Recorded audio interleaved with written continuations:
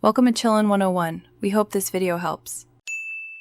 In this video, I will show you how to make a bookmark for your book. First, gather your materials.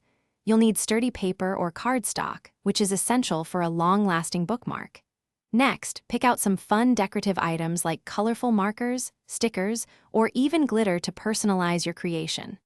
Don't forget your basic tools: a pair of sharp scissors, a ruler for precise measurements, and some glue if you plan on adding embellishments.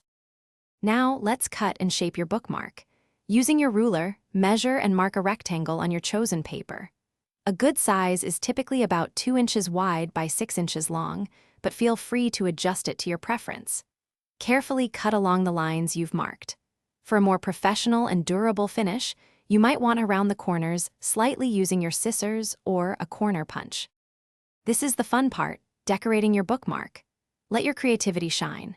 Use markers, colored pencils, or even paint to draw unique designs, patterns, or your favorite quotes. You can also apply stickers, glitter, or small paper cutouts to add texture and visual interest. Remember to allow any wet decorations, like paint or glue, to dry completely before moving on to the final step to prevent smudging.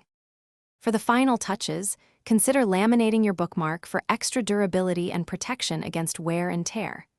If you want to add a bit of flair, punch a small hole at the top center and thread a decorative tassel through it. This not only looks great, but also makes it easier to find your page. Now you have a beautiful, personalized, and handmade bookmark ready to accompany your next reading adventure. Thanks for watching. Consider subscribing if we helped you.